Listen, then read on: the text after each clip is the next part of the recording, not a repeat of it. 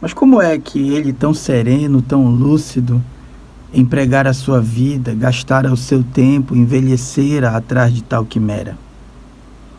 Como é que não viu nitidamente a realidade, não a pressentiu logo e se deixou enganar por um falaz ídolo, absorver-se nele, dar-lhe em holocausto toda a sua existência? Foi o seu isolamento, o seu esquecimento de si mesmo, e assim é que ia para a cova, sem deixar traço seu, sem um filho, sem um amor, sem um beijo mais quente, sem nenhum mesmo, e sem sequer uma asneira. E aí, pessoal, tudo bem com vocês? Estou aqui para mais uma aula sobre pré-modernismo. Fazendo uma recapitulação das aulas anteriores, a gente falou do contexto histórico da vida brasileira na virada do século XIX para o XX, quando acontece aí esse período, esse tempo, essa transição, que é o pré-modernismo. Apresentei para vocês Os Sertões, de Euclides da Cunha, e o contexto em que ele está inserido. Vocês leram um pouco desse romance. Depois, parti para outro representante do pré-modernismo, não sem antes falar sobre as escolas que por ali trafegaram, o simbolismo, o parnasianismo e o realismo-naturalismo.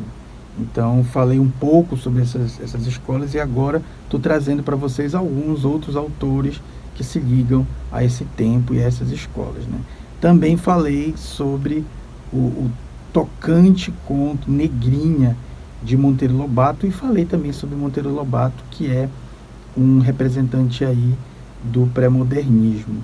Na aula de hoje, vou falar um pouco para vocês sobre Lima Barreto, sobre O Triste Fim, o romance O Triste Fim, de Policarpo Quaresma. O trecho que eu li é um trecho lá do final da obra do Triste Fim, de Policarpo Quaresma, e esse trecho fala sobre o triste fim desse personagem formidável, interessantíssimo, que Lima Barreto cria ali na transição, quase chegando no modernismo brasileiro, já usando uma linguagem bastante da rua, bastante coloquial. Ele vai traçar o perfil de um nacionalista. Vejam que curioso. Lima Barreto vai ser bastante visionário, vai escrever tanto tempo atrás, algo que hoje faz tanto sentido e tanto cabe à realidade brasileira. O nosso Policarpo Quaresma era um funcionário público, era um nacionalista fervoroso, gostava muito de livros, gostava muito de ler, e tinha na sua biblioteca, nas suas leituras, que o Lima Barreto vai passear pela biblioteca do Policarpo, vai falar os títulos que tinham lá. Policarpo ele tinha na sua biblioteca obras que demarcavam o nacionalismo, a literatura de informação aparece ali fortemente, a referência ao passado clássico, os Árcades estão ali também. Então ele tem uma verdadeira devoção pelo país, pelo seu país, pela sua nação, uma devoção que chega a ser cega, que chega a ser completamente ufanista, que chega a ser completamente alienada, e O Triste Fim, de Policarpo Quaresma, vai se ligar a isso. Esse personagem interessantíssimo é aluno de música, ele tem um professor de violão, e aí ele é criticado porque, à época, quem gostava de violão era considerado malandro, não era considerado pessoa séria. E ele, como um homem sério que se julgava e que julgavam, vai explicar que o interesse dele por violão e as aulas que ele fazia de violão era para valorizar essa coisa bem brasileira, que era a música tocada ao violão. Então ele sempre tinha um refúgio no nacionalismo, era tão ligado, tão fortemente ligado a essa ideia de Brasil nacional e puro, que ele pregava que o Tupi-Guarani fosse a nossa língua, que era a nossa língua inicial, né, antes da invasão portuguesa. Então ele dizia que precisava voltar ao tupi, língua que ele estudava também. Então ele vai ser internado como louco, depois ele vai voltar à baila da vida social no Rio de Janeiro, onde o romance acontece. E ele vai seguir um ditador, a gente está aí no período da República dos Marechais, então ele vai seguir piamente Floriano Peixoto, que é um personagem que existiu mesmo na nossa história, um ditador, um dos nossos primeiros presidentes foi um ditador. Os primeiros foram sempre militares e com tendências, não só tendência, mas com atitudes ditatoriais. Então ele vai apoiar Floriano Peixoto, vai seguir esse autoritário, e porque ele é nacionalista, ele acredita que tem que seguir o autoritário. Vejam que coisa curiosa, o Brasil do passado, nas linhas de Lima Barreto, e pensando o Brasil do hoje. E isso vai levar a Policarpo Quaresma a um triste fim. É sobre isso que conta, é sobre isso que fala esse romance interessantíssimo, que eu recomendo fortemente que vocês leiam. É um romance curto, tem apenas mais ou menos 120, 130 páginas, uma linguagem coloquial, já traços de modernismo, porque antes a linguagem precisava ser mais pomposa, ser mais rigorosa, e ele usa uma linguagem bastante da rua. O tema Policarpo Quaresma se considera um cara fora das massas, mas o tema é a vida popular também no Rio de Janeiro. Então é a expressão da realidade, tanto que existe um personagem real dentro do romance, que é o presidente na época, o ditador. Então, nesse sentido, a obra vai ser considerada um exemplo de pré-modernismo, por trazer todos esses elementos e mesclar com o realismo, sobre o qual falei na aula passada. Eu espero que vocês gostem do romance, e agora vamos falar um pouco sobre poesia, nessa mesma aula ainda. Vamos lá. Vês? Ninguém assistiu ao formidável enterro da tua última quimera. Somente a ingratidão, esta pantera, foi tua companheira inseparável. Acostuma-te à lama que te espera.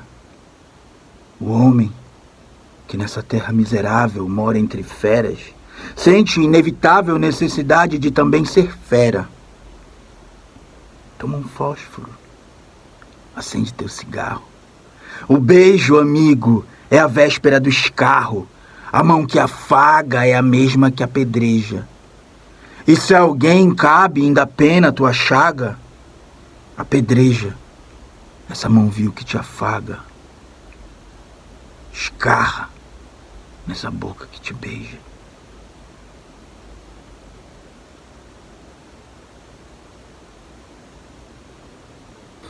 Mudando de assunto, mas não mudando de período, esse foi Augusto dos Anjos, nesse poema que recomeça essa aula, né? A primeira parte foi sobre Lima Barreto, e agora vamos falar sobre Augusto dos Anjos, o autor de Eu e Outras Poesias. Augusto dos Anjos é um poeta, em muita medida, simbolista, porque trabalha com todo esse misticismo que a gente consegue perceber, com toda essa musicalidade, essa sonoridade formidável e fascinante que deixa a gente embriagado. Ao mesmo tempo, ele tem um pessimismo trágico, mas que não tem aquela carga dos românticos, é uma outra coisa. Ele, de alguma forma, acaba sendo um contraponto aos românticos pelos traços que a sua poesia carrega. A gente vai ver daqui a pouquinho em outro poema que ele tem essa ligação com as palavras da ciência, com as palavras da medicina, com termos até por vezes técnicos desse campo da ciência, desse mundo da ciência. Então isso é arrastado para dentro da obra. Tome, doutor, esta tesoura e corte minha singularíssima pessoa. Que importa a mim que a bicharia roa todo o meu coração depois da morte? Um urubu pousou na minha sorte. Também nas diatomáceas da lagoa, a criptogama cápsula se esbroa. Ao contato de bronca destra forte, dissolva-se, portanto, minha vida, igualmente a uma célula caída, na aberração de um óvulo infecundo. Mas o agregado abstrato das saudades fique batendo, fique batendo, fique batendo nas perpétuas grades do último verso que eu fizer no mundo. Aberração de um óvulo infecundo, último verso que eu fizer no mundo.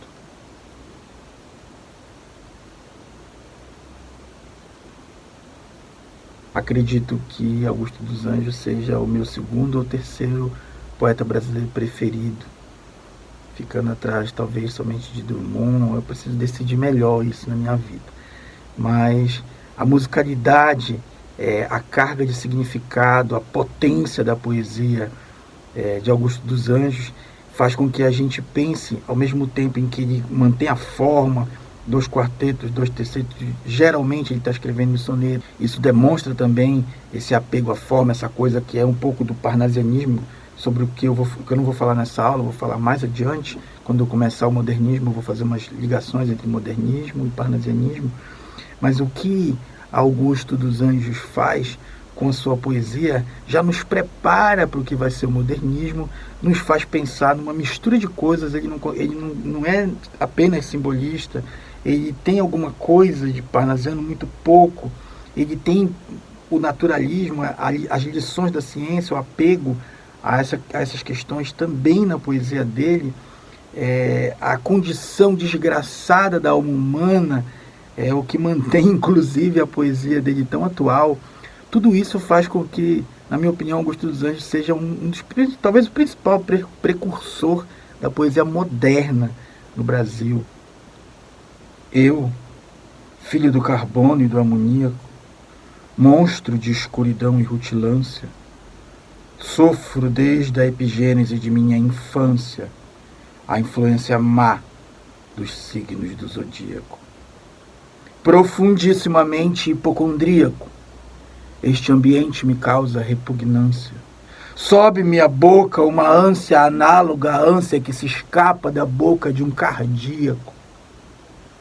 Já o verme, esse operário das ruínas, que o sangue podre das carnificinas come e a vida em geral declara guerra, vive a espreitar meus olhos para roê-los, e há de deixar-me apenas os cabelos na frialdade inorgânica da terra.